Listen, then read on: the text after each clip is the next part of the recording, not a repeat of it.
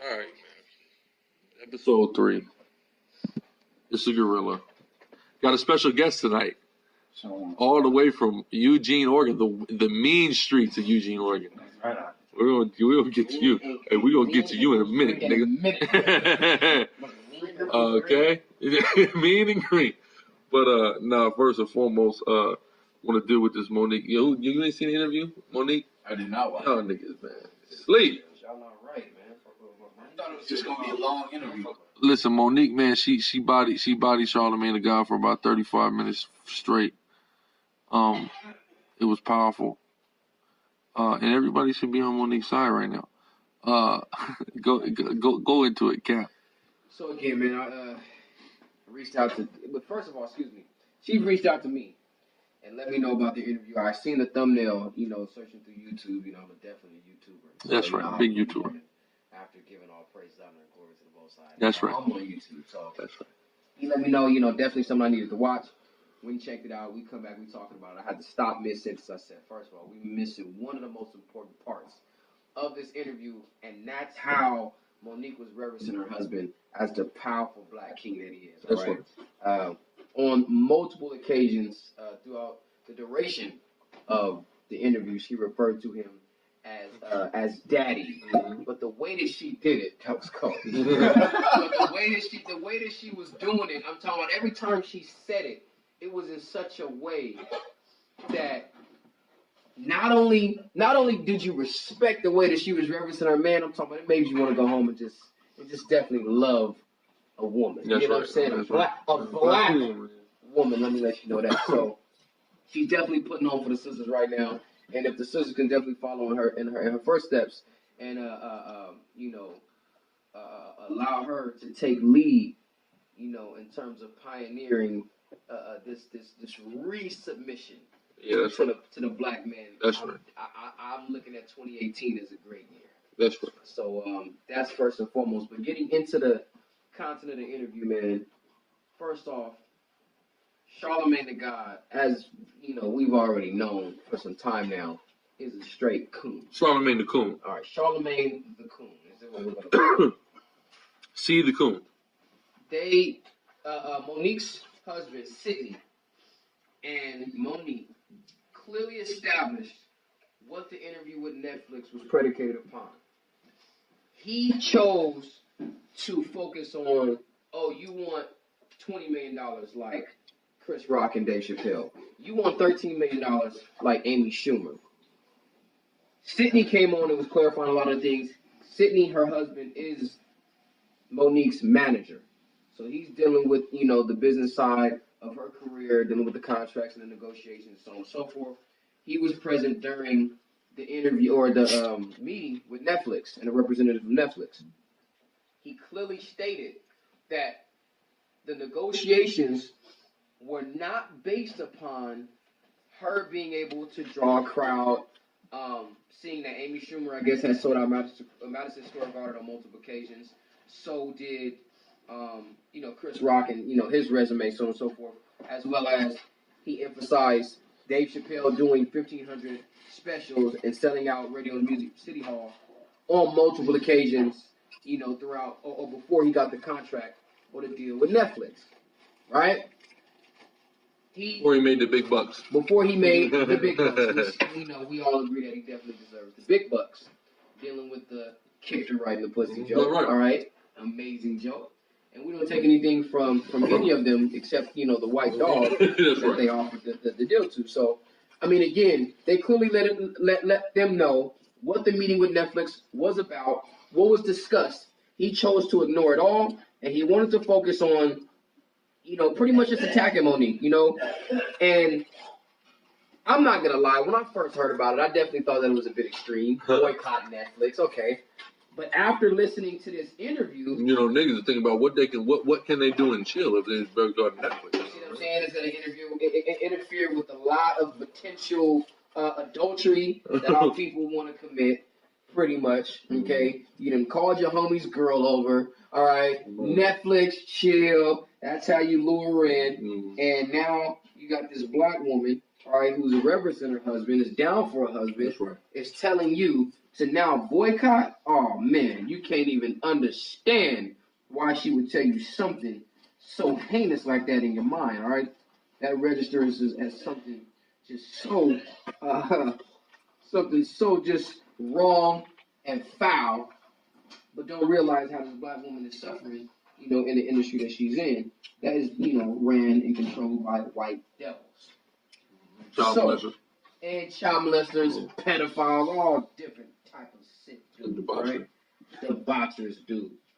So again, man, I wanted to speak on the situation with Charlemagne. Like I said, he wanted to just focus on and try to force her. He was literally forcing words into her mouth after she repetitively says, I did not say that. I never said I wanted just as much as Amy Schumer. I never said I wanted just as much as Dave Chappelle, Chris Rock. All I said was that it was a foul offer to offer me $500,000 for a Netflix special based off of the resume that I had and me being a legend in the industry. He doesn't care about that. Oh, well, it has everything to do with justify. He kept saying justify to me. You need to justify to me that you deserve $13 million. I never said I wanted $13 million. I never said I deserved $13 million. And like her husband said very clearly, she's worth 7 figures. Exactly. $13 million is 8. So she was never even saying. Exactly. She was never saying she needed $13 million, but $500,000 again. $500,000 to do a Netflix special and to be out of work for 2 years. When 75% of her income is from her doing stand up, she can't do that for 2 years for $500,000. That's a straight slave deal. And that's a slave deal, and I wanted to touch on it. But after I set the tone to say, again, Charlemagne was forcing her, like the brother said, kept saying to her and her husband, you need to justify to me why you're worth $13 million. And again, she never said it. So he was kind of forcing that narrative and just being a he tried to push a narrative. Not only did he try to do that, but then he was cut.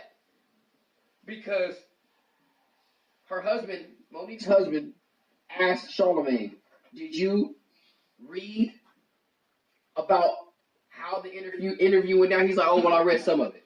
And it was like, see, that's where you messed up. You should have read all of it. Because now you're asking me questions. Now you're asking me questions about how something went down, meaning you don't have the fullness of it, yet you feel comfortable coming out and speaking against my protest and calling me donkey of the day or giving me donkey of the day honors, right? And I'm going to tell you this. She cut that man to the heart. And this is the first time I've ever really seen this type of tactic or this approach work. You use it work as good as it did. It works as good as it did. When she says, well, is your grandmother that raised you, or is your mother that raised you that experienced the same type of prejudice and bigotry that I'm experiencing here in this present day and age, are they the same donkeys that you call me? He says, of course not. We all heard throughout life, you going around using the word bitch, and there's some old lady who want to sit up here coming to you and say, well, it's your mama bitch, it's your sister bitch, it's your grandma bitch, all these different things. And it never really works. Because of course they're not these things, but the women that you're talking to more likely are the bitches that you refer to them as. So I'm talking about, man, she left him stone faced. He didn't know what to say. He just definitely confounded. Just kept going to, oh, why do you need $13 million? And again, that was his only argument. He's bringing out motherfuckers selling out arenas and all that good stuff. She brought out how the number one, the Queens of Comedy did do that. But outside of that, there's not been a black female comedian that has even had the opportunity to go on an arena tour. Well, book your own arena tour. Then niggas say that like booking an arena tour is easy. You know how much it costs? You know security? You know what I'm saying? Promotion? Promoters book people for that, man. You see what I'm saying? That's a whole different side of the business that they're not even familiar with. They're not familiar with it, and this is and what it does is it takes me back to the Kanye West interview. They sit here and want to critique an industry or a particular part of the industry that they have absolutely no idea about. And someone is coming to you who's been on the other side of those doors, who's been on the other side of the table with the people that's running everything, telling you how it's going down, and you want to say, well, why didn't you do this? Well, why didn't you do that? Oh, well, such and such did this. Well, in terms of the Kanye West situation, he was trying to get backing by these major clothing companies to be able to get the materials, to be able to get the recognition and the respect, and also to be able to get the what else was he looking for? The funding as well. Yeah. And they're like, oh, well, such and such went independent. He did his own thing. It's like, well, I mean, look at him, though.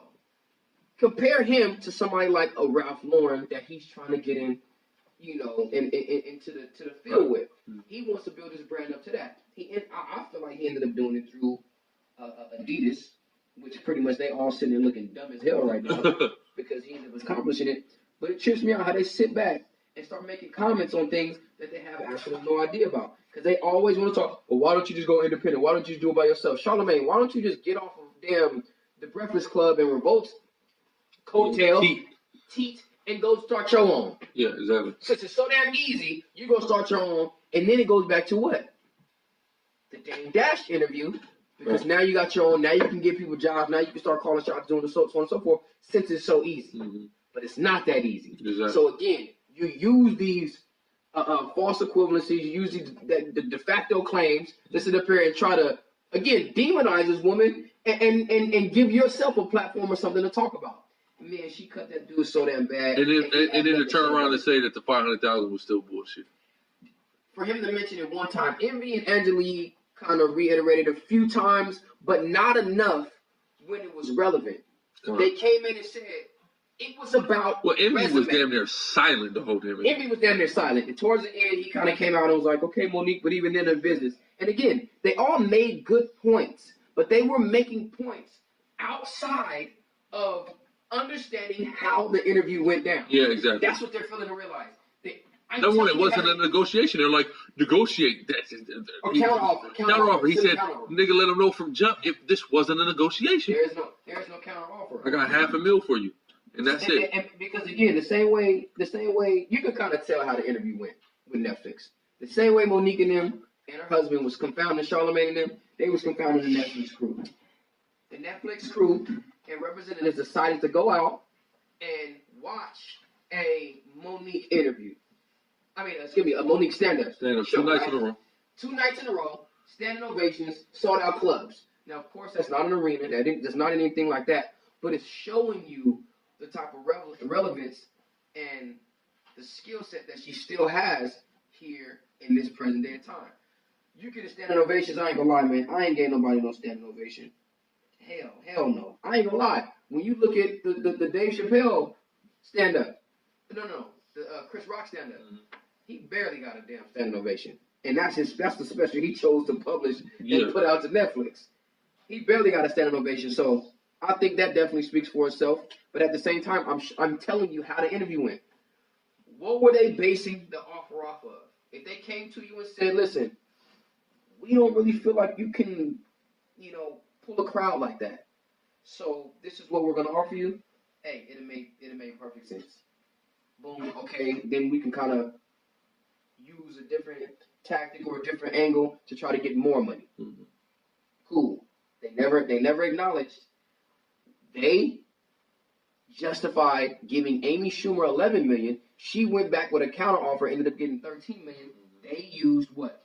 Her resume.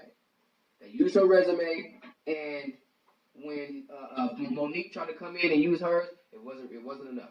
Relevant. Oscar alone can get you $1 million. Exactly. It should get you $1 million off that. But guess what? Monique played it so well, she didn't even use it. She kept trying to go down. She said Almost Christmas, and then she did Betsy, and then she Precious was one of the last ones she remembered. No, she didn't even mention Precious. Envy mentioned Precious, and then her husband did. But even then, that was a while ago. She's talking about her most. Yeah, because they're talking about, because that's all Charlemagne kept saying is, what have you done for me lately? Yeah. That's all he kept saying. You see what I'm saying? So it's like, and he just kept going back to the point. What makes you think you need 13 M's, blase, blase, blah.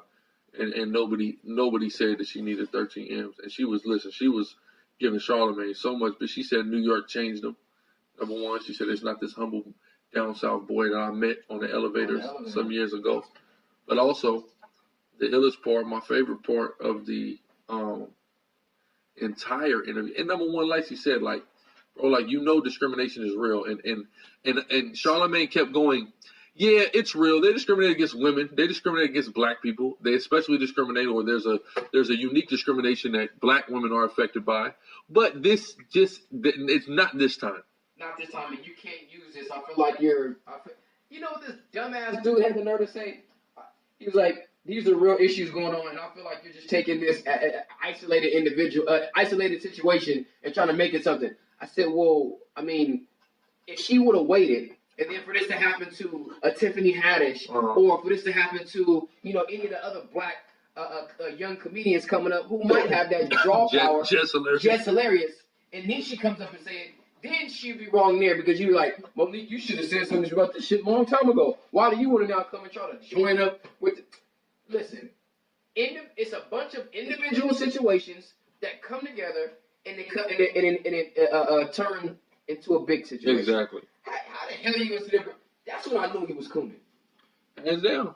And then on top of that, when she brought out because they were trying to, Angela was trying to bring out how people would demonize her, that she's hard to work with. Man, and then she said, well, I mean, you know, what's my man? Weinstein was molesting girls for how long? You know, so they saying I'm hard to work with, and they're not saying that these individuals are hard to work with because they're afraid of getting blackballed. If they come out down the line, then what? You see what I'm saying? So that was... And then that's what Charlemagne has to take a stand. Oh, I got to take a stand. I can't allow you to make a false equivalency. There's a difference between mistreatment and sexual assault. Mistreatment is mistreatment. Either you fear being blackballed or you don't. People get molested, and the reason that they don't speak about it or come out about it is because they fear that their career is going to be in jeopardy. People are not going to come out and speak against someone bullying them because they fear that their career is going to be in jeopardy. Come on, what are you talking about? Yeah, she should have been. She should have been championed for standing up and saying, you know what, fuck this. This could mess up the rest of her life. Saying fuck Netflix, it can mess up the rest of her career. And guess what? But where is the brave? You're brave for coming out being a homosexual. He was brave. Now again, Charlemagne. You had all these things to say about Monique when that homo was rapping on there. You praised him. Right? You have all these things to say about Monique, and you praise the homo, but then you act like you have some type of a conscience or you some type of stand-up dude when Troy Ave come on the show and you sit that interview out because you don't want to give any more attention to that situation. I don't even know what the issue was with the Troy Ave interview, but I watched it, and I mean, basically over the interviews, he was just on some cool stuff. Basically, everybody's looking at Troy Ave. Like, Troy Ave is turned into the bad guy. Like, people just hate him. You see what I'm saying? His dearly departed friend Banger's brother went on a social media, not a social media, like a blog, not a blog, a podcast, like tour. He was in every podcast, every radio show, basically going in on the situation and the things that transpired after the death of his brother. So because of that, a lot of people are like hands off from the situation. You know what I'm saying? From Troy Ave. And then that's another thing too, because we have to talk about because that whole situation with the Troy Ave interview and everybody now redefining what a snitch is. That's this new snitch gets redefined every day, apparently. But because basically he made that song Too Legit to Quit, and he said, you know, it's me or you, middle finger from the stand, blah blah blah, something like that. So everybody goes in an uproar. And it's saying he's getting ready to tell on Taxstone. But here's what people are not realizing, understanding the legalities of the situation. Troy Ave is getting ready to go to trial, right? Taxstone is getting ready to go to trial. Two separate trials over the same incident, right? So with these two Negroes going to trial, Troy Ave is testifying on his own behalf at trial. In his own trial. And it came out that he's testifying at Taxstone's trial. He's testifying on his own behalf at his own trial. So if he tells his version of the events, that doesn't indict Taxstone. That's not telling on Taxstone. These are two separate cases or two separate court, you see what I'm saying, proceedings. Right. So whatever he says on the stand in his case, that doesn't necessarily reflect what will be said on the stand in Taxstone's case or whether he'll take the stand in Taxstone's case. Okay. You see what I'm saying? So there was that air which I think he really failed to hammer in, is that I'm taking a stand in my own case. I'm going to defend and protect my innocence in my own case, which has no bearings on the Taxstone case. Right. Or you know, it's all the same incident, but again, these are separate court matter. A different judge, a different 12 jurors, different attorneys. You see what I'm saying? So it's not going to be the same thing. So I don't understand the need to overstretch what a snitch is. Because now what a snitch is if you're in the streets and you go and do something with somebody and you tell on that individual when you got caught, you're a snitch. That's the only snitch now. Not if a nigga shoot you when you tell him, you're not a snitch now, apparently. If you just call the cops on the niggas on your block, you're not a snitch now. If you're a quote-unquote civilian and you call the cops, I mean, but we used to call all of that snitching. This nigga told on me. You see what I'm saying? Like, to me, that's madness. You know what I mean? I mean, if somebody grandma called the police, I get it. You know what I'm saying? But you would, I mean, I don't understand the desperate need to call the cops. And then, you know, people bring out a good point how he was just super gangster walking around with his pistols and his bulletproof vest and all that. And now, you know, he's acting like fuck the streets. The street. He said the streets ain't even real. Streets ain't real. And I mean, it was real when you got shot. Both of them times. He's hurt. You know He's hurt. He's hurt bad right now. He's hurt. You know what I'm saying? I'll probably be hurt. You know what I'm saying? You come over here, I'm putting my everything on the line, and you turn around and, you know, like he said, nigga ain't do nothing like when you got shot. Niggas ain't chilling. He's hurt. And, you know, he handles it the way that he does, but that just goes to show, man, that all of that shit is bullshit anyway. Yeah, man, but you know the cold thing is like it's so many like we know that telling the police, bro, is at an epidemic level in the 2000s period. You know what I'm saying? And niggas wasn't like you go back in the day, you ask any of the OGs from the 90s and the 80s, 70s if niggas was cooperating, bro. Niggas was not cooperating with the police like that, bro. Everybody knew, bro. In that whole, if you're a civilian, everybody knew, like, you don't say nothing, bro. If you say something, they gonna come get you. Right or wrong. Right. Everybody on the block knew. Even if you was a hard-working father, you ain't see shit. Your kids ain't seen nothing. None of that. You see what I'm saying? So now we're redefining what a snitch is, bro. Snitches are people who cooperate with the police to apprehend their own people. That's what I'll say. If you tell on a white boy or any other people outside of Black, Hispanic, Native Indian, I really don't give a damn person at this point in my life. And there might have been a point in my, and be honest with you, there's certain of the other nations I wouldn't cooperate against. When I got shot when I was in 8th grade, these detectives pulled me out of summer school, showed me a photo lineup of every blood in Oceanside, and said, "Who shot you?" Hey, look, I don't know. All these niggas look alike. It was all Samoans. I said, all these niggas look alike to me. I wasn't telling. That's 14 years old. We understood that. You know what I'm saying? You said what? Bro, you said never. Hey, listen, like the homie said on his song, never tell them crackers nothing. You know how that shit go. Period. I'm not telling you nothing, man. You know what I'm saying? If you a street nigga and you getting in shootouts with people and a nigga shoots you, you don't go tell on him. You enact. You do it back. I mean, that's the rules. You see what I'm saying? If you're going to partake in that sort of lifestyle. So now, all of a sudden, after you get into the situation, now you switching up and now you can tell on people. Which again, I hope he's not doing. And if he tells his side of the story to protect his innocence in his trial, I don't see that as snitching. If he takes the stand at Taxstone's trial and tries to do that, that would be telling. That would be telling for sure. And I hope he's ready to fade into the abyss after that because his rap career is done. I doubt that. I think he's going to probably blow up even more. Just for telling, huh? I mean, it's a lot of snitches out here. That's just how this shit goes. That's a fact. So, again, man, yeah, that's been the principle for a while, but we've seen plenty of dudes. Go against the grain. Plenty of dudes that snitch. I mean, ain't no way. Hey, first off, rapper snitching, ain't no way T.I. got away with having all them guns. I'm gonna tell you that right now, without giving somebody up. That's a fact. You know what I'm saying? There's just no way. But everybody kind of let that slide. So, I mean, it's an ill game right now. But back to Charlemagne, he gonna disrespect Monique. He gonna no show Troy Ave or sit out of Troy Ave's interview.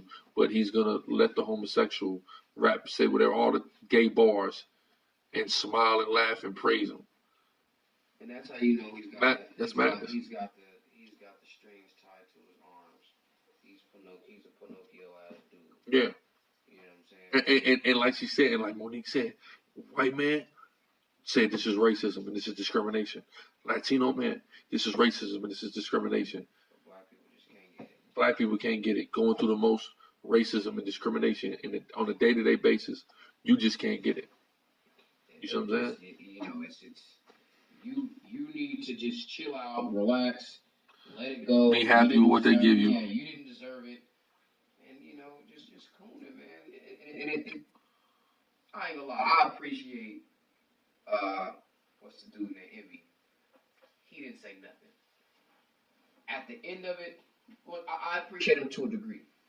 He didn't say much, but at the end of it, when she left, they opened up the phone lines and was like, "Oh, did Monique deserve donkey today?" You even got a lot of our people, which she even said it. When you come on this radio show and you say something, it becomes law. It becomes the standard and the norm. You got our people coming on like, "Yeah, she deserved donkey today. She deserved it. She deserved it." It's like, man, I don't know what in the hell y'all was watching. I don't know what y'all stand for, but y'all gotta be able to wake up, man, and stand for something better than that. Yeah. Come on. Right. You gotta be able to wake up and stand for something better than that. Because guess what? At the end of the day, you're gonna find yourself in a situation. What she told Charlemagne. When So some young niggas are gonna making 26 times the money you making. 26 times the money. That was the cold part. They 26 paid times. Amy Schumer 26 times the amount that she made. Spit in the face. Not a slap. Not a slap. A spit. Hey, but look, even Charlemagne admitted she's not even funny at all. But the illest part of the interview to me was the end. After the interview ended, and the cameras were still rolling, and the sister Monique said, "We all watched Birth of a Nation. We all saw that man walk his wife in a master's house. You that man. You that brother." That was some of the coldest stuff that I'd ever heard in my life. And again, it was all through the Charlemagne should have broke down and cried. Listen, somebody tell me that, I'm crying. Listen, I think he cried later on. Man. He cried in the car? He went in the car and cried, man. You had to. For anybody to even look at it in that light, even ignorantly, I would say, like, how, because she hit him so, it was so eloquent. She was poised. She was poised. The whole interview. You know what I'm saying? She didn't kick, scream, holler. She didn't do none of that. She came straight up like, "Listen, this is how I'm feeling. This is where I'm coming from. I don't have to, kick and scream. I don't have to do any of that. Y'all know what it is, or you're gonna know what it is. This is what's going on. This is what's happening. And guess what? I'm gonna bring this to the light." And she even got at Angelique's old goofy ass. She said, "Sister, I hope that you can join, and we're gonna have to expose brothers like this." Okay? And she's talking about Charlotte. And did you see what she said? She said, "Angela, I know you've gotten discriminated against. I know it. Number one, you can't be, to think that, let's be real here, to think that a black woman can walk into any place, any form of employment, any place where she's trying to get employed or work with somebody and not get some type of discrimination, some type of harassment. Every single one I know has. Exactly. Who you know ain't got discriminated against and harassed, especially sexually objectified at her job. Exactly. So go sit down with your grandma, ask her what was going on back in her day. She's gonna tell you about some white man that just was kept making little coming by doing inappropriate things. Bro, this is not new. This is America, baby. I was gonna say this has been around for a while. This is not a new thing in the earth. You know what I'm saying? Let's go all the way back. I mean, to what you were saying when niggas used to walk things, women in the master's house. Even going all the way back to, I was watching Martin the other day. Remember when Martin was going around telling everybody secrets? When he was saying that when Gina told him that Pam, whenever she want to raise at work, she going, rocks this little ass black and red dress, and they give her everything she want because she know that that's the type of stuff that they looking for. Like you said, in the workplace, women being treated and looked at in an objectified manner, and it was really nothing they could do about it. So our women started to do what? Play the game, to get what they wanted. Exactly. So yeah, I know.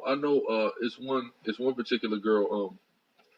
I remember she told me. She said, "You know how I got the job? I just went out there with my titties out." She said, "I knew I was gonna get the job, just based upon the fact that how prominently my breasts were displayed. That's it. That's sick." And this is what we're subjected to. So again, who was that was just going around fondling people? Swayze. Was it not Patrick Swayze? Patrick Swayze? Not Patrick Swayze. What's the dude from 21 that played in 21? Who, the devil? Yeah, the white dude played in 21, man. The English nigga? I'm about to figure it out right now. He was going around just fondling people, bro. Fondling people. Men and women. Bro, sick as hell, bro. It's not Swayze. Spacey? Oh, Kevin Spacey. Kevin Spacey. Yeah, that nigga. Kevin Spacey was just... Yeah, and he's a homo. It came out. Right. He was going around, doing all that madness. Assaulted my son, says Kevin Spacey assaulted my son, says former TV news anchor. He was just going around. That's why House of Cards went off. He won't even get to last season. Exactly. So if they're objectifying black women in just the corporate world, day to day workplace, how much more do you think they're doing it in a place where they need the public opinion and they need the backing of these directors, producers, and writers? So then she cut Angela Yee by her trying to come with, oh, well, you're hard to work with. Lee Daniels came out. Have you talked to Lee Daniels? Do you even know who Lee Daniels is? You don't know anything about this dude. I would like to have a one-on-one with that nigga and let all y'all watch. And guess what? She even asked her, she said, so when you sit down with these people and realize what the true story is, are you going to come to my defense the same way you're coming to their defense? Like, you don't even know these people. I'm coming to you telling you some inside stuff right now, and you rather condemn me rather than figure out and understand where I'm coming from. Yeah, exactly. Rather than back her. It's like if any one of our people go against the establishment, they're automatically demonized by everybody, by our own, namely. Exactly. Especially for her to say that she go on a damn devil show and the devil say this is racist. She said within 5 minutes. 5 minutes, shut the show down. This is racism. This is obviously racism and discrimination. Racism. And we can't even get our own. And then this nigga Charlemagne gonna talk about, because they only offer Wanda $250,000, saying, oh, I talked to somebody at Netflix and they said they would never do that today. Why haven't they offered her a good deal? She said it. She says, don't you realize you just got an answer for everything? Huh? Yeah. You just got an answer for everything. It can never be what it is. Yeah, no, exactly. It's just, and that's excuses. Excuses for Massa. You're making excuses for Massa and those that are in the house. That's why she said, you're that guy. Yeah, you're that guy. That nigga ain't gonna listen. Massa wants you tonight. He's gonna have you tonight. You see what I'm saying? Oh, that's a sick thing. Heavy. That's heavy, man. So when we look at it, anybody that's gonna go see it, you're gonna see the role Charlemagne played in it, man. I'm talking about straight coonery. Coonery at its worst. The coon's advocate. He's the devil's advocate. He's advocating for the devil. Like I said, man, I'm talking about coonery at its worst. Like it was almost. I've never liked Charlemagne. Always hated this dude. He's always, like you said, devil's advocate. Always in there. And he always says dumb ass shit. Like he always says some just uneducated shit. Like, what the fuck are you? You think that was funny? That wasn't funny. You just look like an idiot. You know what I'm saying? And the nigga's smarter than that. And listen, he's smarter than that, man. He claims to just be this, big reader. He's an author. He claims to just be this, this black advocate, and he's just so pro-black and loves his people. Yet you come out and you do stuff like this, and then, we see you for who you truly are. And I can't wait to see. I understand why a nigga ran up on him outside of his job and fired off on him. I understand why. I see it. You know what I'm saying? I can't wait to, for it to happen again. That's right. You know what I'm saying? Because it will happen again. I'm pretty certain about that. It most certainly will happen again. Fucking Charlemagne. Fucking Charlemagne. But listen, all praises to Monique, man. She definitely handled the situation beautifully. Her and her husband, they came on. I feel like they did what they needed to do. Hey, look, with decorum. And again, and she understands how important it is for her to handle it like that. Because if she start getting loud, that's all they're going to talk about. Right. Oh, look at this. And like she said, I'm a fat black bitch. And it was, oh, you're not fat. She said, they sit here and play me like I'm supposed to just be okay with getting the invite. I'm talking about, I went up when she said that. Because that's exactly how they do it. Bitch, you're supposed to just be okay with just getting. Just being. You better be lucky you're here, but guess what? You don't let the wrong fat black bitch. Now I'm about to expose all of this. Facts. Shit. I'm about to expose it. And the best thing you do, she even says, she says, you see, it's only the bullies that is coming out to say something. It's only the people who actually have a name that are real prominent in the industry that's gonna say something. But guess what? Her husband and her broke it down. She's defending all of these people over here who won't speak up and say something to defend themselves. She's in the industry and say, listen, I can't sit back and watch all of this happen. I have to come out here and say something for these people. She's doing it not only for the black people, but she's even doing it for Issa. Yeah, she's doing it for women in general. No, I'm talking about men. Even my men, she's doing it for women. She's doing it just in general. And that's when it's just like, how can anybody be mad at her and try to say, oh, well, yeah, I don't, get the hell out of here. Yeah, that's off. Get the hell out of off here. As hell. You're wrong. All right? You're dead wrong. And your mother brought you up wrong. I thought she brought you up right. She brought you up wrong. Hey, and she told Charlemagne that, she says, listen, so is your mother a donkey and your grandmother a donkey for facing the same type of discrimination? He says. And then again, even if you don't agree with her, she's donkey of the day? You mean to tell me there wasn't nobody stupider that day? Wasn't nobody who did some dumber shit than Monique that day? He can't even justify that it was stupid or it was dumb. Again, she asked him the whole interview. And he never explained it. Can you explain to me why I'm donkey today? Nick couldn't break it down. You got a point? Yeah, and first and foremost, I want to go off this. See how about you, man? That's right. I mean, Straight priest. To come out here with the brothers. You did plead to be in there, motherfucker, man. I was pleased to be in there, motherfucker. You know what I mean? But I didn't get a chance to see the interview, but I noticed, you kept mentioning Amy Schumer. Right? So that bitch. I remember that dog. Seeing, and this is the crazy part. That dog. That dog right there, man. I recently watched a compilation video of her stealing jokes, right? Oh, and look right here, 26 minutes and 5 seconds of her stealing jokes. Of just stealing jokes, right? And so it's crazy to me how Charlemagne will sit here and defend a cracker, number one.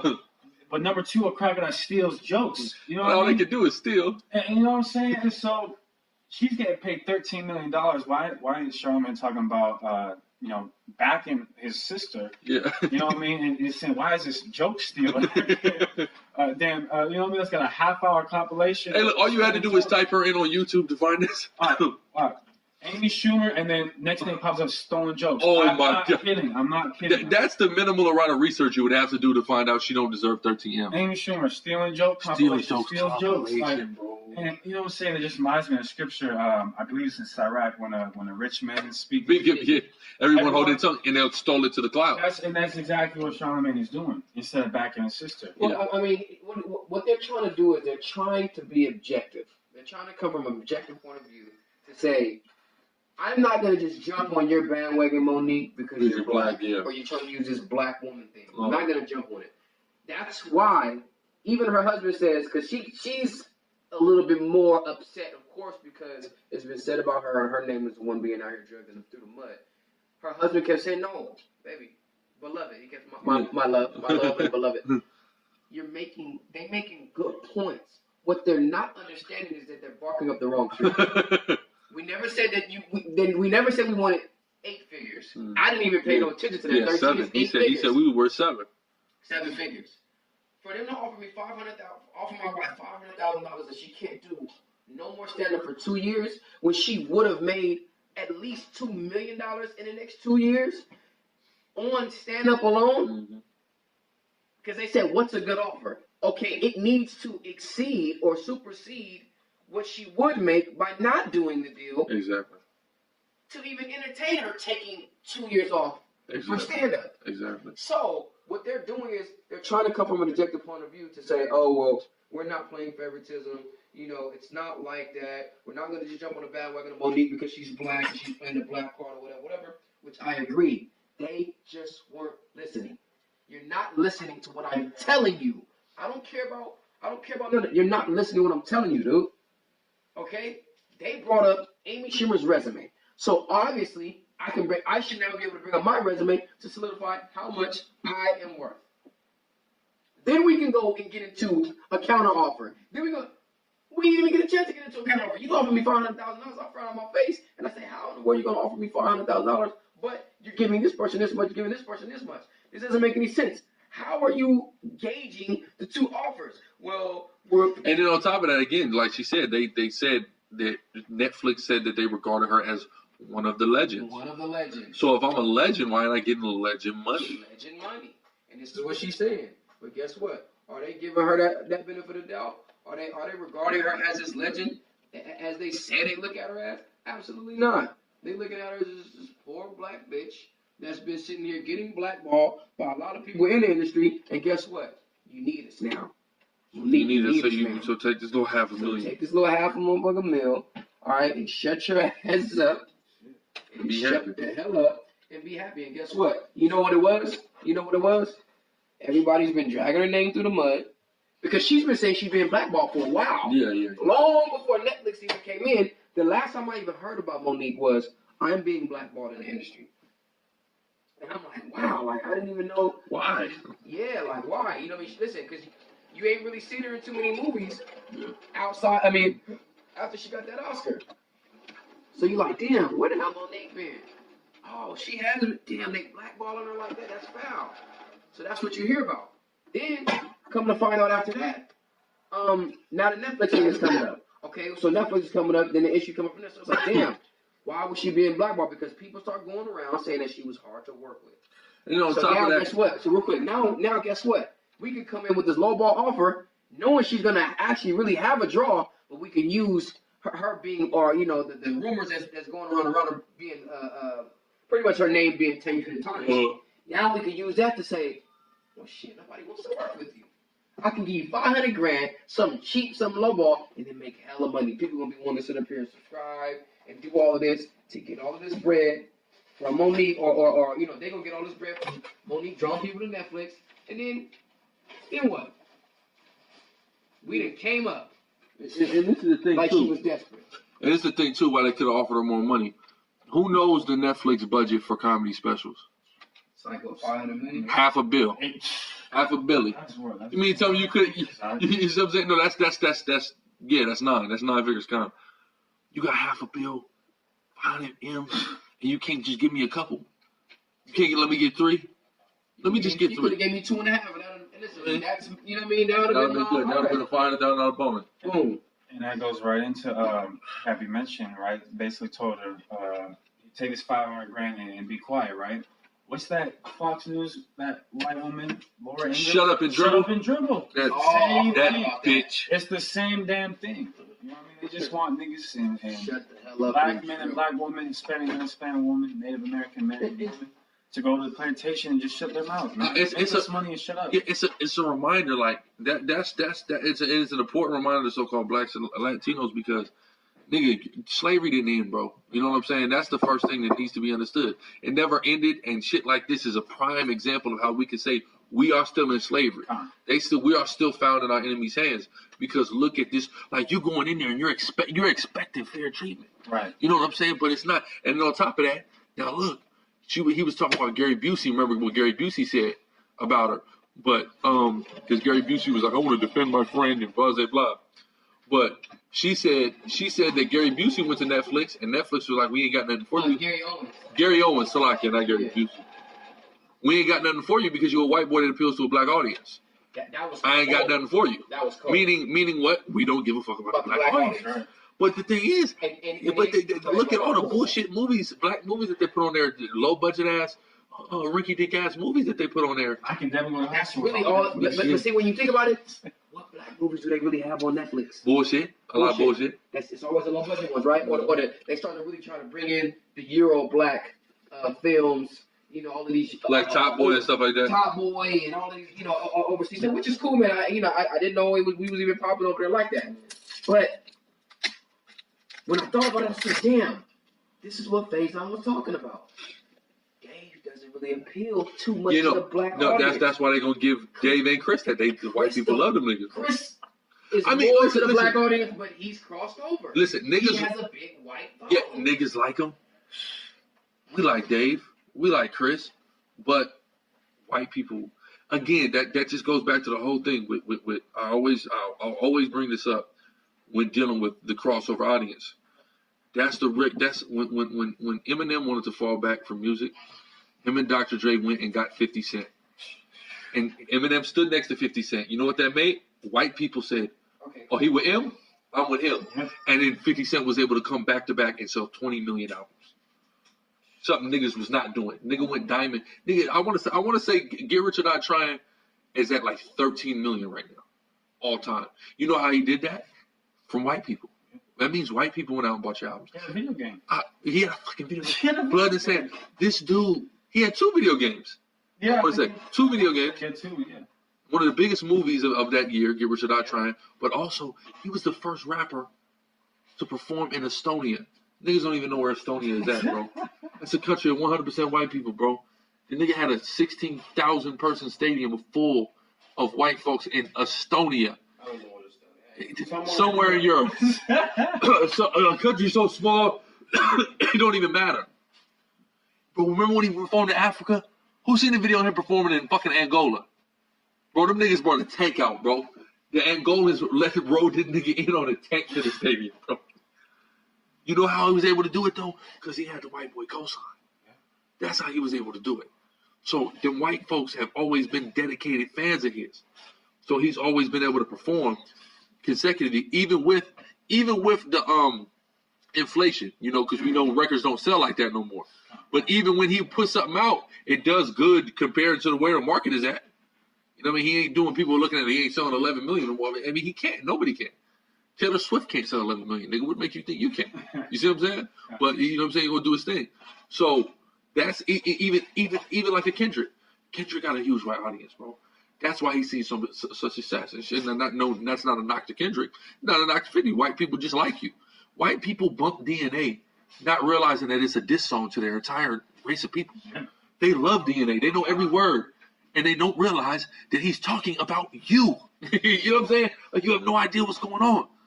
So that's you know, having a white audience is always gonna get you more money, which is why them niggas got 20 M's. She ain't want 20. You ain't have to give her 20. Like you said, give her 2, 2.5, 3. 2.5, 3. At least. She would have been straight. It would have been a lot more respectable. And at the same time too, shit. It just really seems like Monique is just on her way out of the industry. Yeah. Unfortunately, she said that we gonna see that special. So you know, even if she got to put it out herself, you know, through Amazon or something crazy like that. I'm curious as to how they gonna do LeVar Ball, man. Oh, man. Because it seems like, LeVar's been doing a lot of this stuff on his own. You know he about to come out with the water. Bro, he went over to Lithuania and got the water. Big brawler brand of water. That's all I'm drinking. The man is man. And people tripping because he came out and said, hey, Lonzo ain't finna re-sign with the Lakers unless y'all sign all 3 balls to the team. Which was an idiotic statement. You know what I mean? But he knows what he's doing. Why? Because he's finding a way to keep himself relevant. So guess what? Now niggas, now he's coming up with a new water. You're damn right. And guess what? You're promoting my water. Yeah, thanks. Thank you. And I ain't got to pay you. Listen, yeah, they talking about they been demonizing him, and the nigga been making these deals. So guess what? You know what it is too?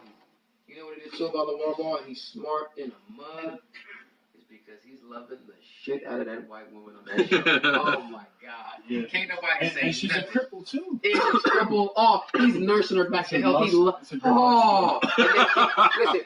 Listen, he ain't getting no pussy inside.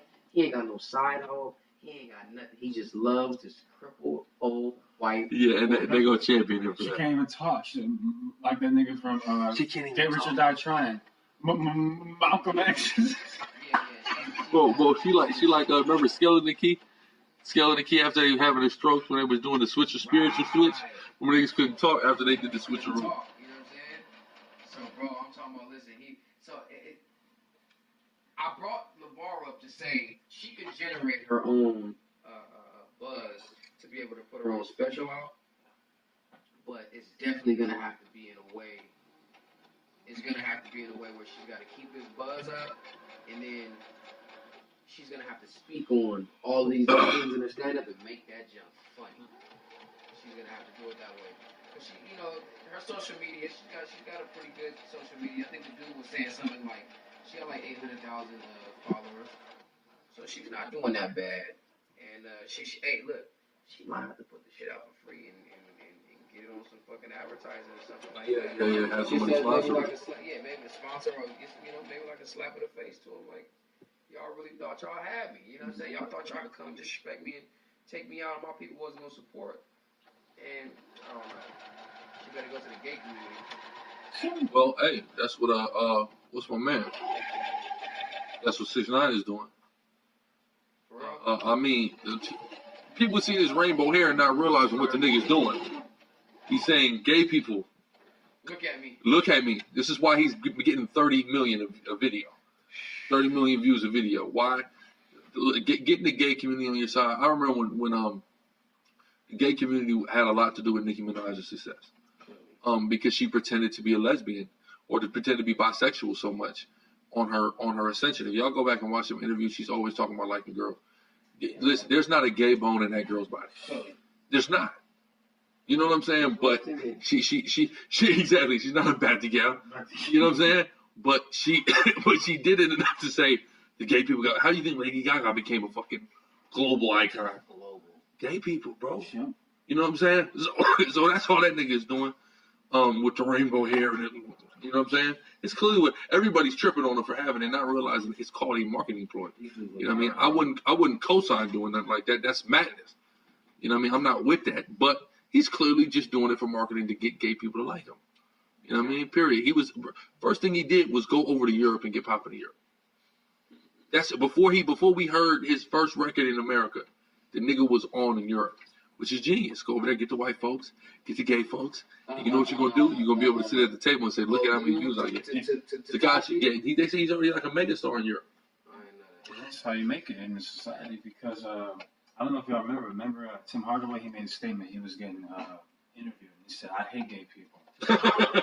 Straight up, that's the direct quote. He said, "I hate gay people." Big up to that brother. And guess what? They demonized him. He got kicked out for TNT, all that stuff. He was doing commentating, all that. Guess what he is now? He's a gay rights advocate now. You know why? Because they took everything from him. They chopped him down. So now he got to find a way to get back up. He got to say, look, I'm going to go and advocate for these people. He's a gay rights activist now.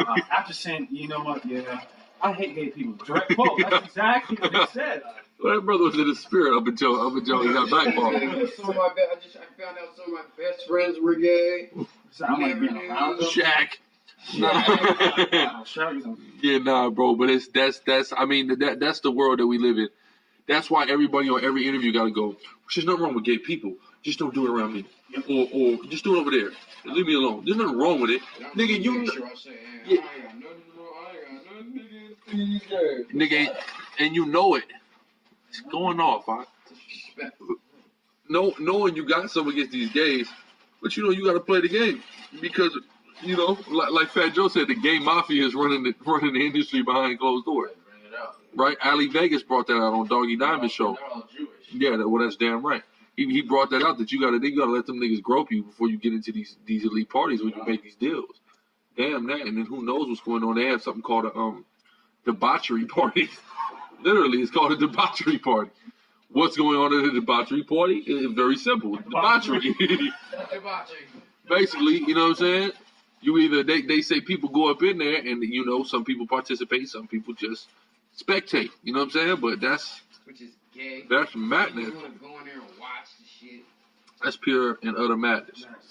But some people do anything, you know what I'm saying, to get on. But this ain't Babylon though. Yeah, this ain't Babylon. This ain't Sodom. This ain't Egypt. It's all of that. But what? Huh? Hell yeah. What you mean, man? Officer.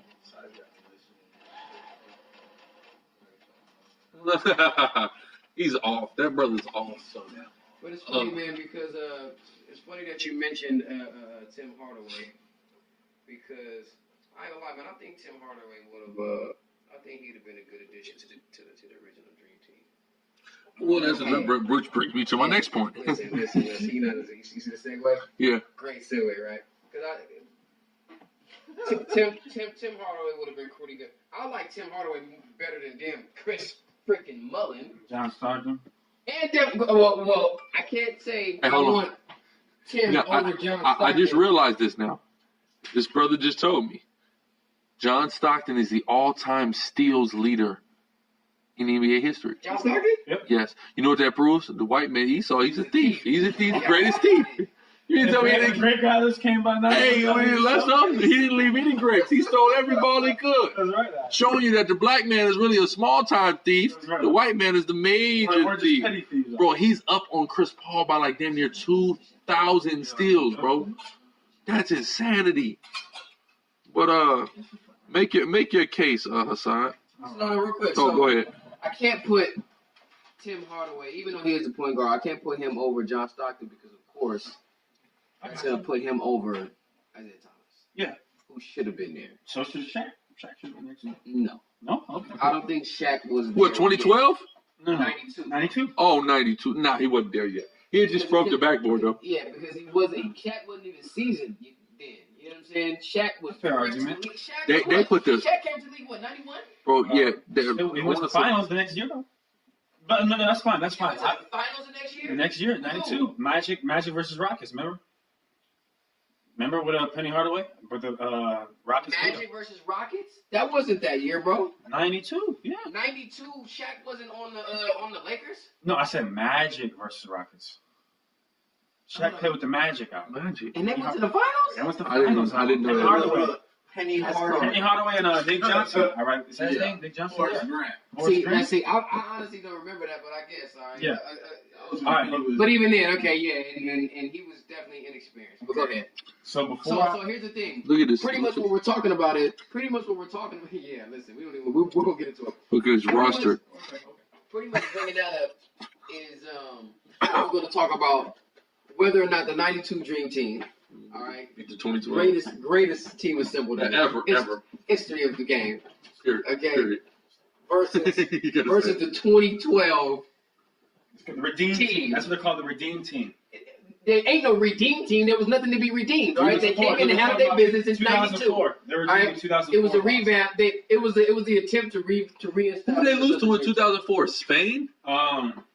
Argentina? Germany. I think it was Germany. Niggas let Germany beat them, bro. Or Allen Iverson had a game winner against. I can't remember who they lost. But again, we get team. Let's take silver medal. Now, can I lay a premise before I go into it? Lay your premise. Now, okay.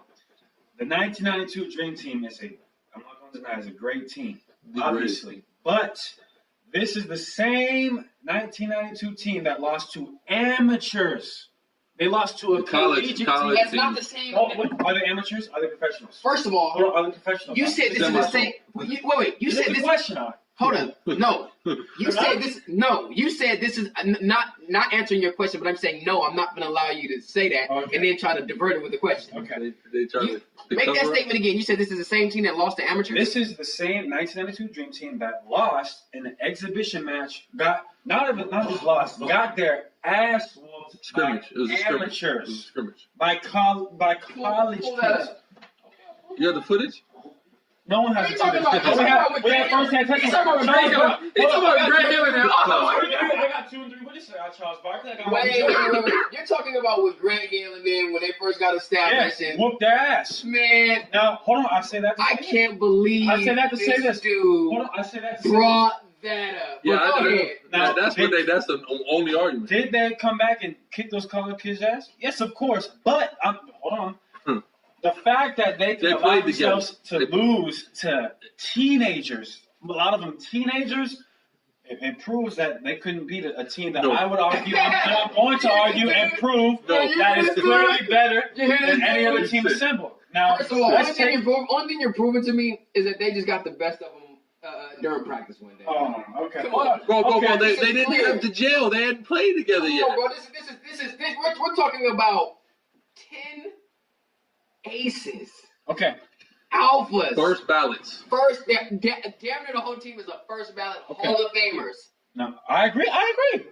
Now, can you say that about your 2012? Yes.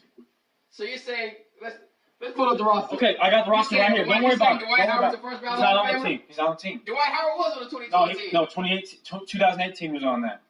But let me ask you this. You know, I ain't gonna lie. I'm thinking about the. I'm thinking about the. Who played center 2012?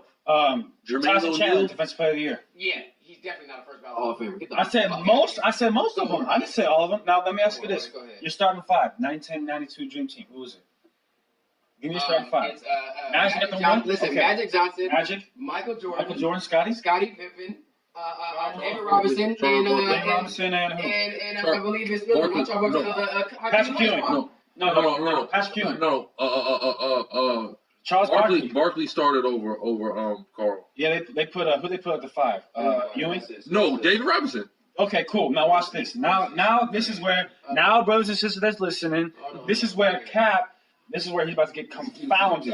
Now hold on, watch this. Jaron Williams, Andre Iguodala. Watch this. Hold on, wait a minute. Don't worry about it. Go ahead. Okay, cool. Magic Johnson. You gonna put Magic Johnson at the one? I got LeBron James at the one. Now I got Kobe. Okay. Hold on. Okay. Hold on. They're gonna have fun. Hold on.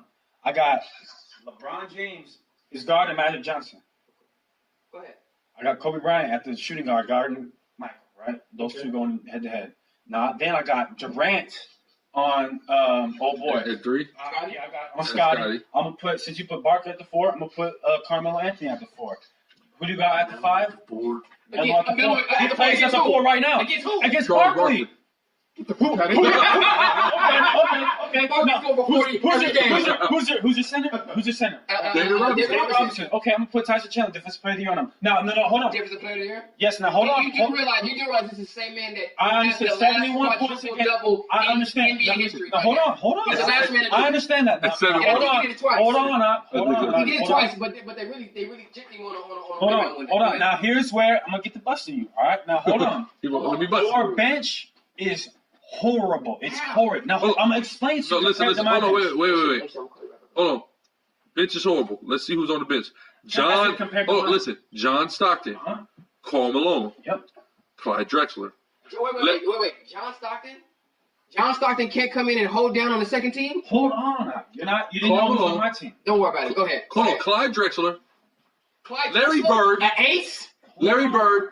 Patrick Who's Ewing. old? Larry Bird, who was old. Yeah, Larry Bird was old. That's fine. Okay, That's now fine. watch this. That's Now fine. here's my Patrick bench. Patrick Ewing. Here's my bench. Travis Mitchell. Wait. Here's my Hakeem bench. wasn't on that team? No. 992. He's from Nigeria.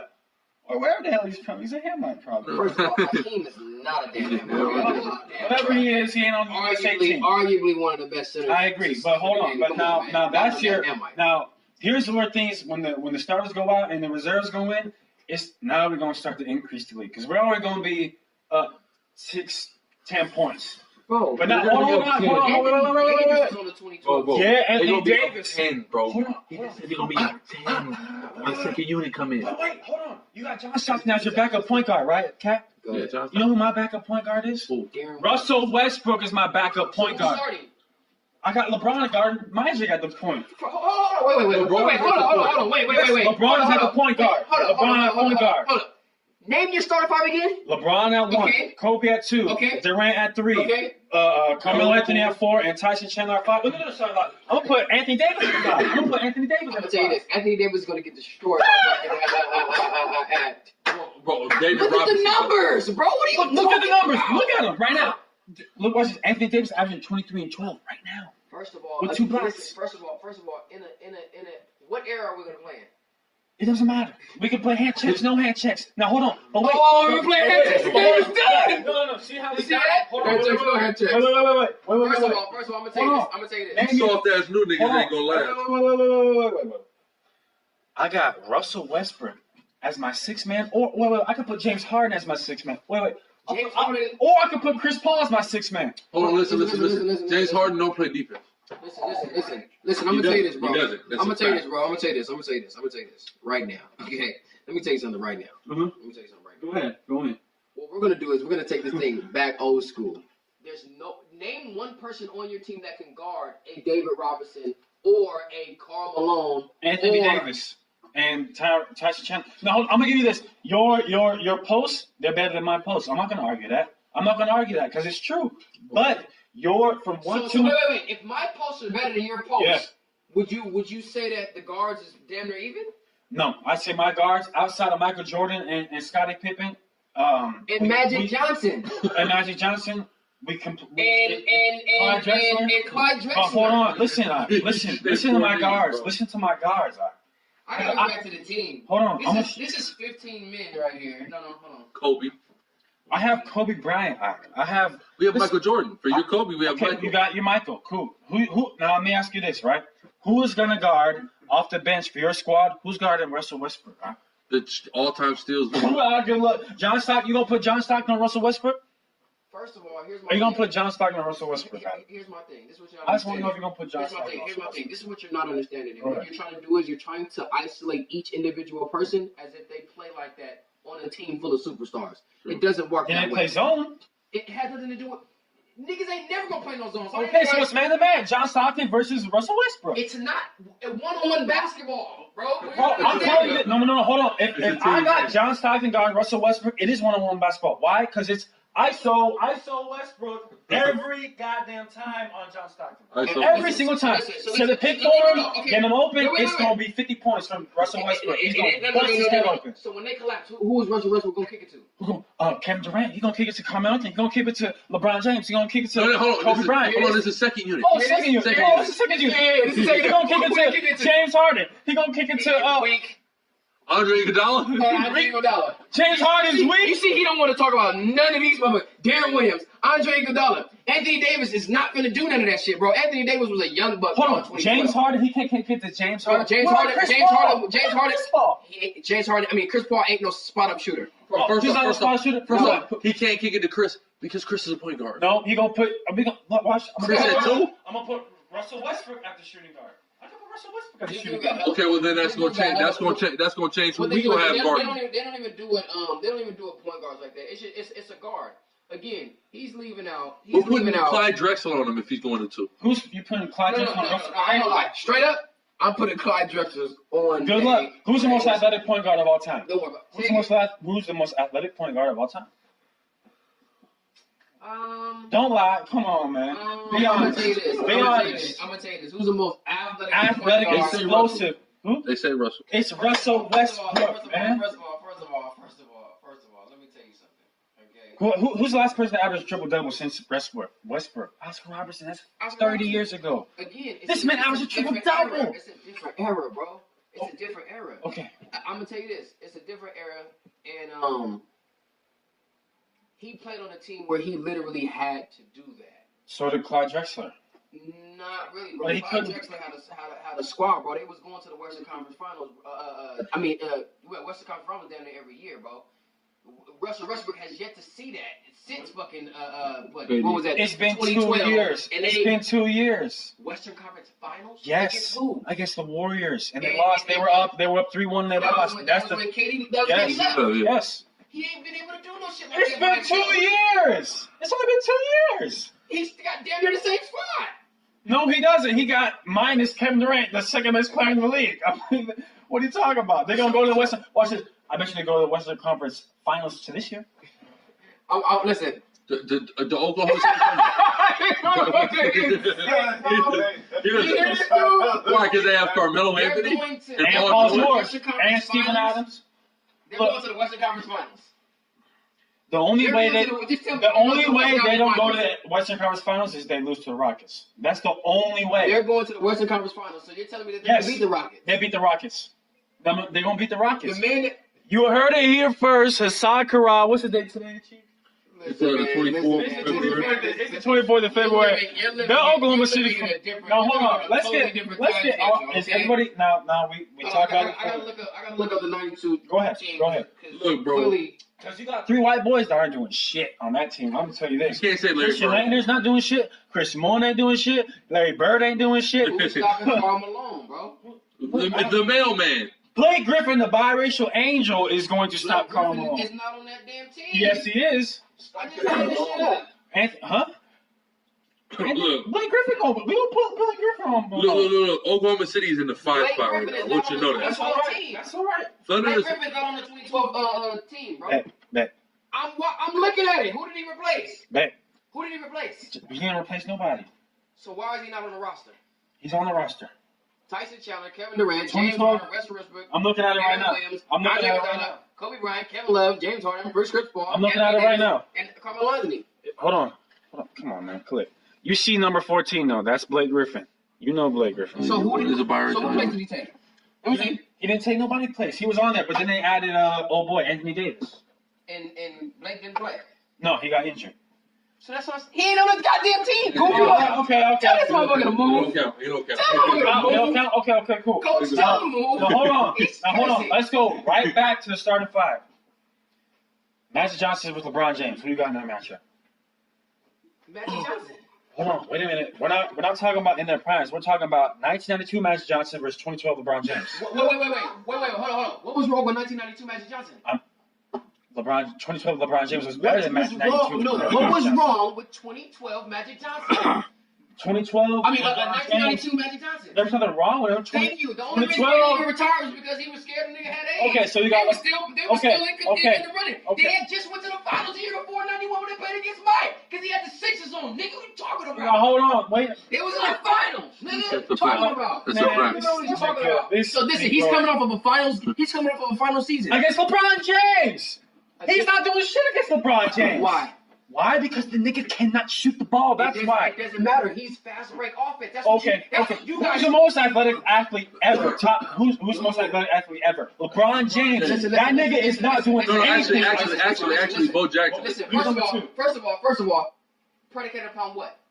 Upon what? Okay, 6'9", 260 pounds, runs a 4.3 40, got a 48-inch vert. He does not run a 4.3. He don't run a 4.3. He doesn't run a 4.3. No, a millisecond mean a lot. There's a big difference between a 4.4 and a 4.3. That's fine. He runs a 4.4. That's fine. 4.4 with a 46-inch vertical. No, he has a 40. This motherfucker's lying. Like I don't know this shit. He has a fucking 43 and a half or 44-inch vert. Nigga, 6'9". He's put his head at the goddamn backboard. He can't put his head back. But guess what? Who has one of the highest verts in NBA history? Michael Jordan. Michael Jordan. And he's guarded by Kobe Bryant. He's guarded by Kobe Bryant. With a what? 46, I think, or 44, or 48. 48. And Kobe Bryant's got a 40-something. He's nowhere. He's 43. 43. Oh, that's 40-something. That's 5 fucking inches difference. Hold on. Do you know how big? If I was 5 inches taller, I'd be in the fucking league right now. Hold on. Now, what's Mike's 40?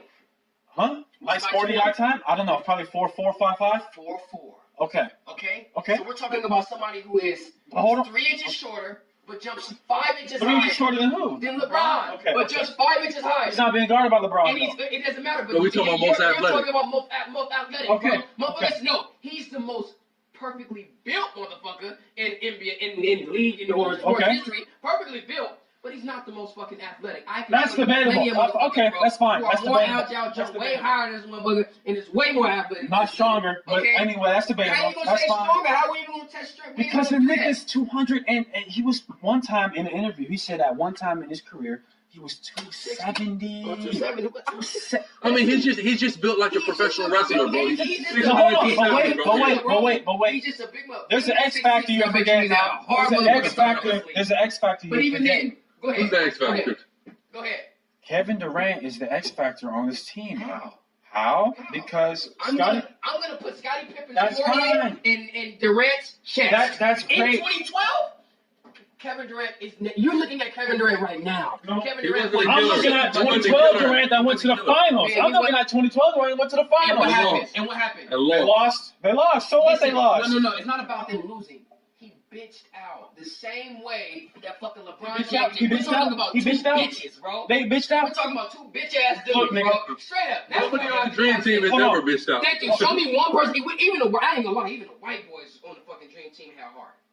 We're talking about LeBron Christian James. Lehner had heart. Listen, excuse me. I said we're even talking about the white boys. That's Christian Lehner. No, we're talking about John There's only two Stockton white boys. and fucking Chris Mullin and even fucking Larry fucking Bird. What are you talking about? Hey, Bird.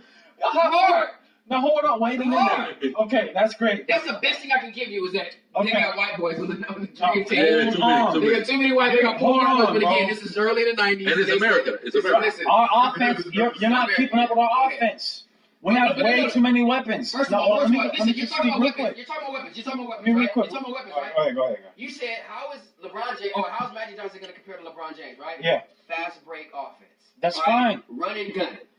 That's LeBron fine. James he's big as hell, but getting up and down the court and doing all of that, he is going to be the workhorse of that shit. He's not going to be able to last. Okay, He's going that's to be fine. a motherfucker. That's fine. running 44 minutes of the game, and he's not going to be able to last. Okay. He sure lasted when he beat the Warriors by himself. But I can't believe this nigga just said this shit. By himself? He beat the Warriors by himself? hold on, let me rephrase it. Let me rephrase it. No. We watched that game. We watched that title game. I misspoke. He beat him by himself? Almost beat the Warriors by himself. How do you almost go by himself? Game 6. With what? He went to Game 6 with nobody but himself. He went to game. Who do you have? Timothy Mozgov? He had Timothy Mozgov? This is what you said. Listen. Who do you have in 2015 finals? What did Dominic Toretto say? Hold on. I always bring up Dominic Toretto. You ask any winner. You can win by inch, you can win by a mile. Winning is winning. He said, what did Brian O'Connor say? Dude, I almost had you, bro. You almost had me. Nigga didn't even have your car. Nigga didn't even have his team. How the hell he almost did it? The nigga didn't almost do nothing. He went to Game 6 with nothing but himself.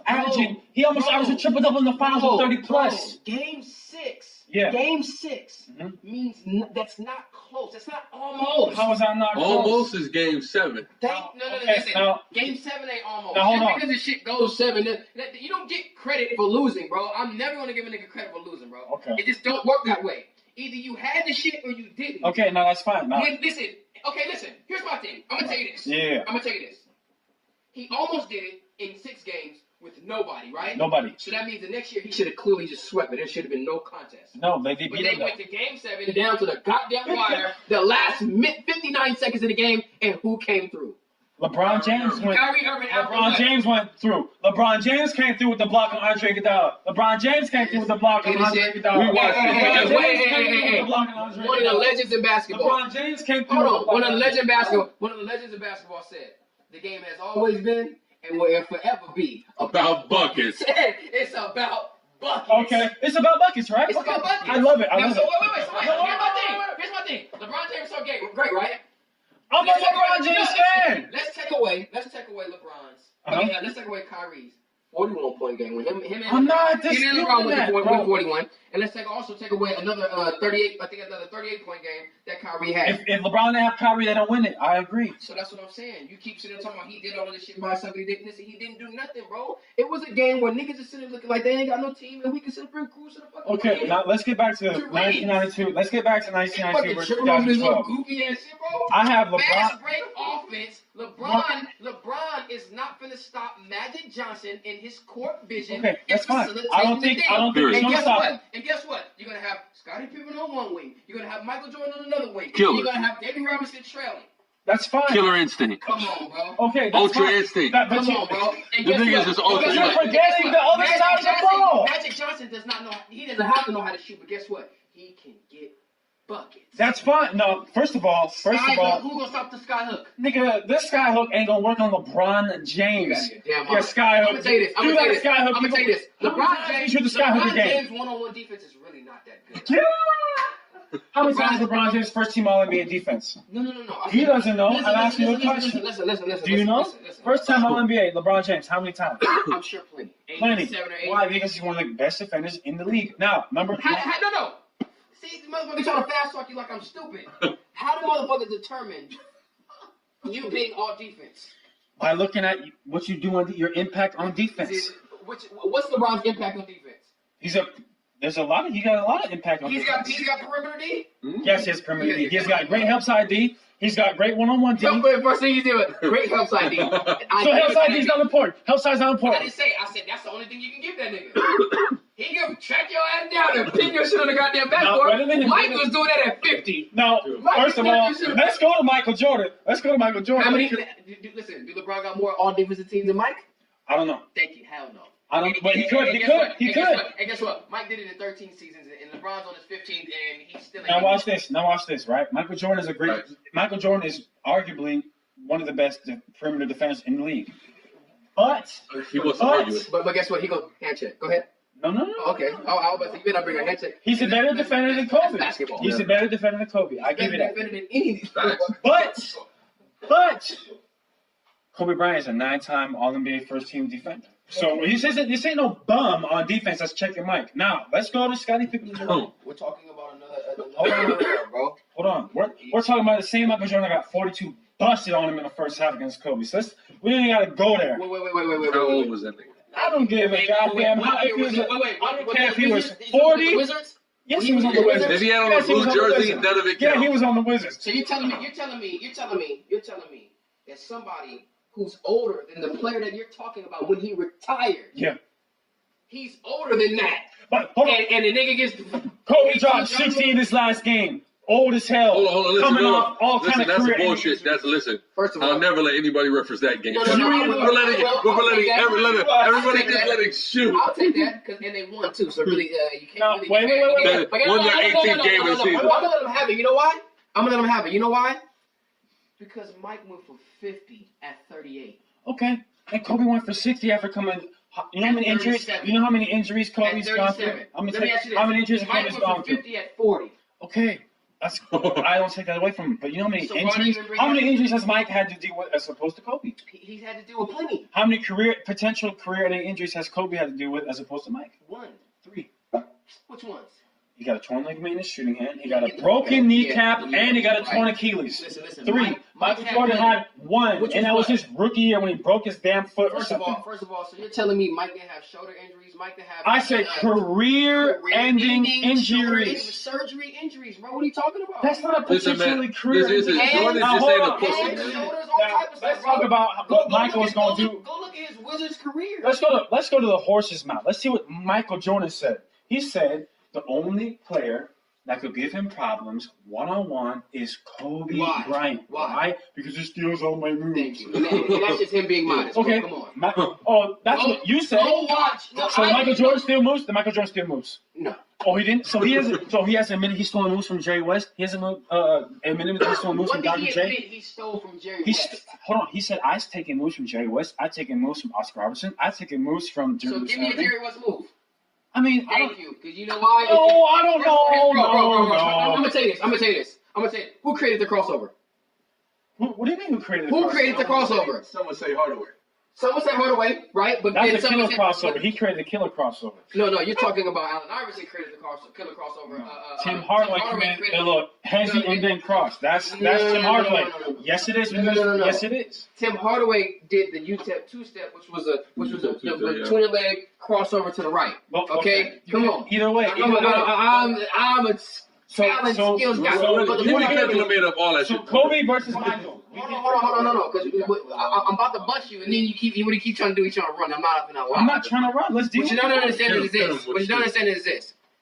There are natural basketball moves that people take and they perfect it. Right. So when you gotta understand, Mike is being modest. Mike had David Thompson Modest Mike. on up there for his Hall of Fame speech. You can't even tell me who the hell David Thompson even played for. Yes, I can. He played for the Warriors. He played for the Warriors, and what was his number? 21? Because don't nobody know a guy. I know David Thompson. Yes, I know about David Thompson. Yes, I know about David Thompson. How do you know about him? Because I can't remember. I don't remember how I know about him, but I know about him. You watch fucking Beyond the Glory. I watch NBA Hardware Classics. Now wait a minute. Listen, hold on. But the point I'm making is that nobody knows about fucking David Thompson. You said. Okay, listen. It's 8 of us in here. Raise your hand, how many people know about David Thompson? You know about David Thompson? This man is 30-something years old. I know about David Thompson. You know about David Thompson? This man is 30-something years old. Let's ask the 40. You know about David Thompson? That man is 40. Hey, listen, and he knows everything. Thank you. Guess what? So if you don't know, goddamn it, the nigga is What nobody. I'm talking about, we're talking about 2 people out of 8. The odds are nobody knows, and the point I'm making is even bringing him up is to say, Mike says that man was his influence in damn near his whole. Modest Mike. That's red herring? Red herring. That's How is that red herring? Why me? But hold on.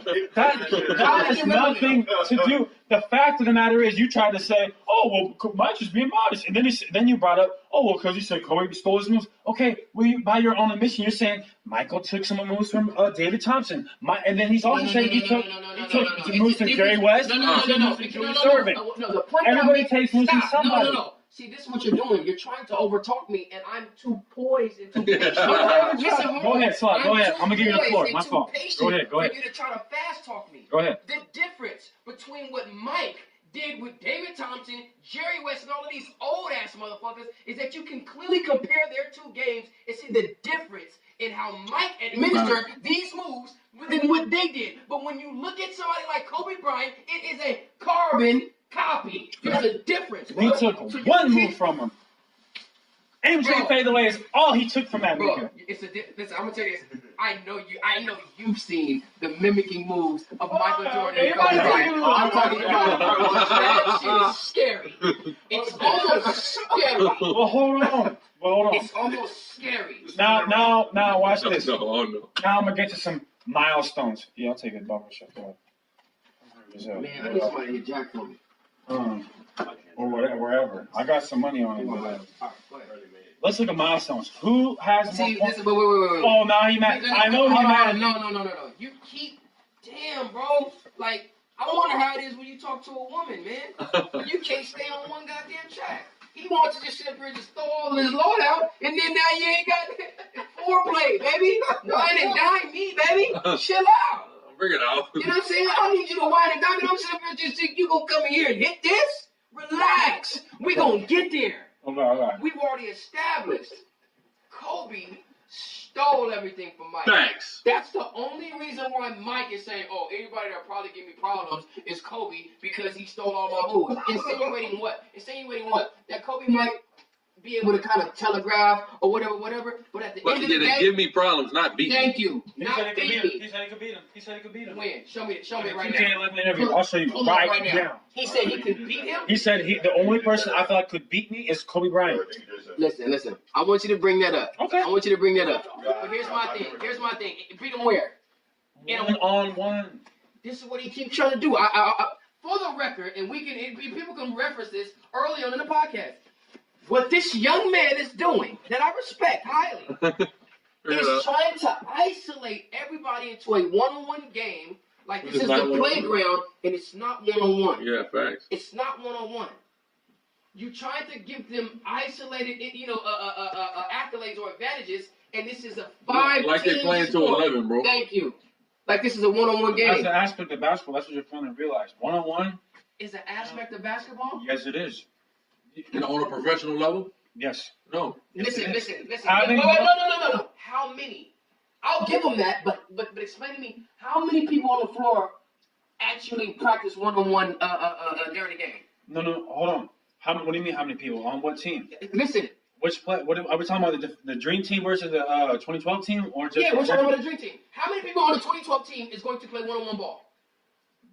What do you mean are going to play one-on-one? How many people on the 2012 team is going to play one-on-one basketball? basketball? Are going to try to take someone off the ISO and just take them to? Who's going to get the isolation? Okay. Is LeBron going to get the isolation? Yes, he is.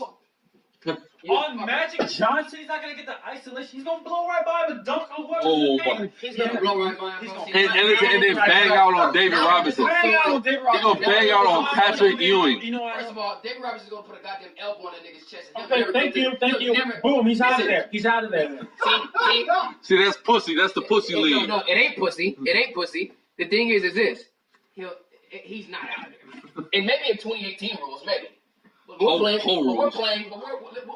the middle. We'll be in the middle. 2002. Yeah, Shit.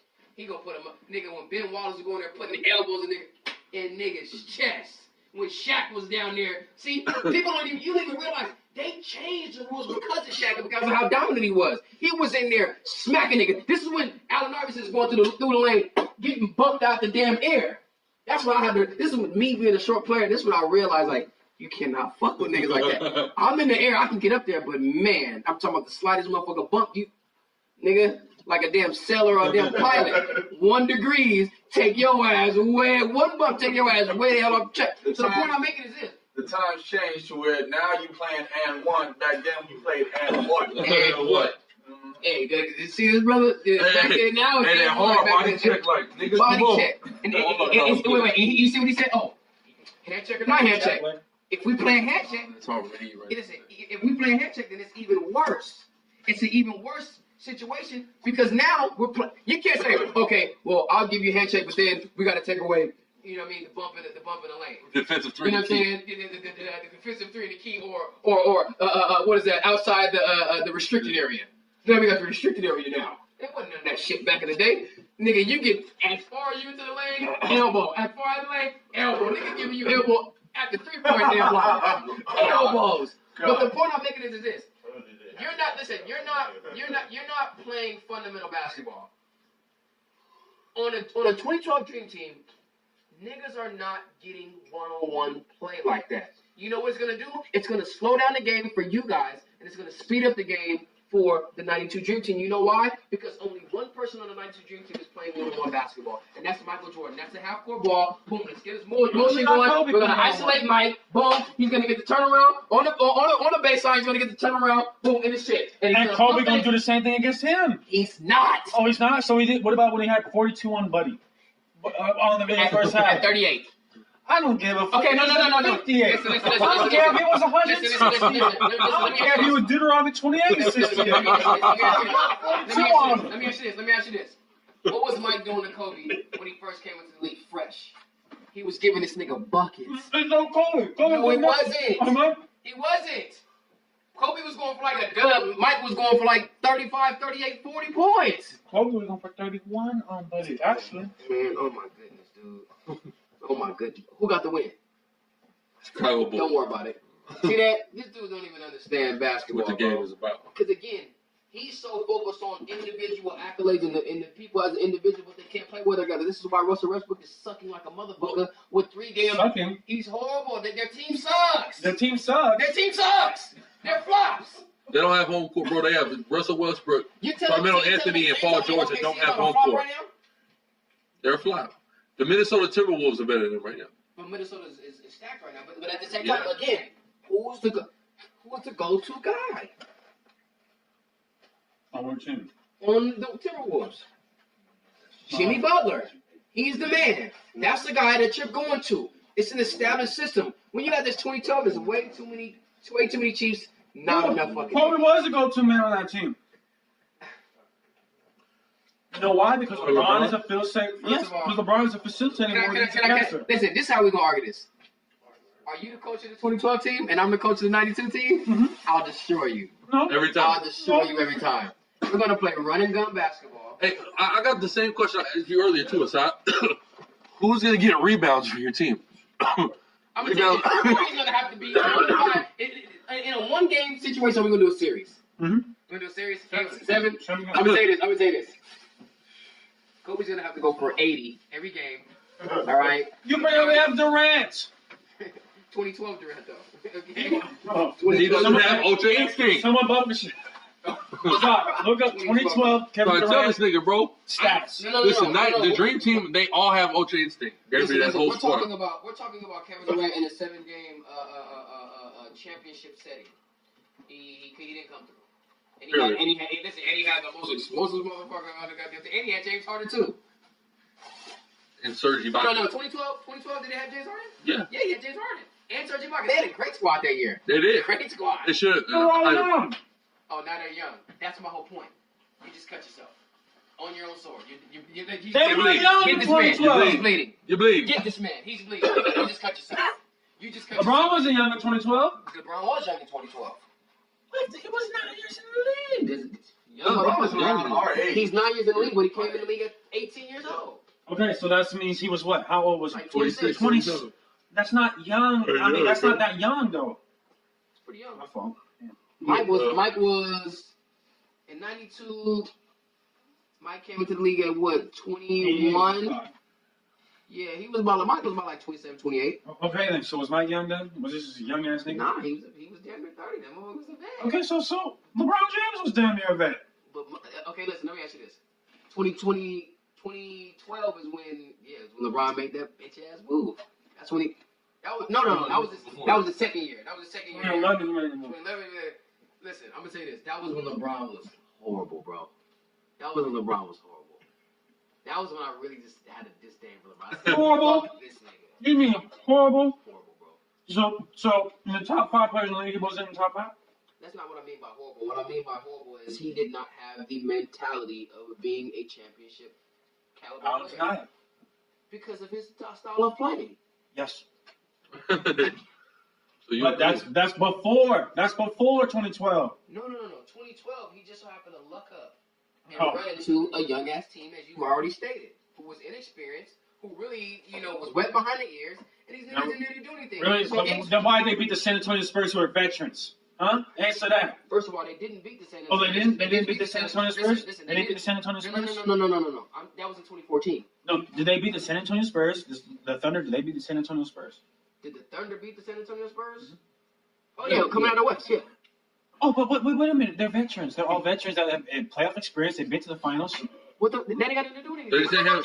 Right? So we're talking about They didn't have a good year. But hold on. I'm going to show you why it makes sense. Because you're trying to say, oh, LeBron James got lucky and beat some unexperienced niggas. Well, these unexperienced niggas just got done beating the most experienced niggas in the whole league. No. I understand that. I'm not taking anything away from them getting there. I'm saying when they got to the championship portion of the league, which is the most heightened and most intense atmosphere, the motherfuckers was inexperienced. LeBron had been there twice, and he was there with him, but already won something, and now it's his edge to get over. And he did his thing. Okay, cool. You beat some young niggas, cool. But guess what? Let me ask you this: do you think LeBron and them would have beat the San Antonio Spurs in the finals that year? Fuck no. They beat him in the finals in 2015 or 2013. Because of who? Because of LeBron James.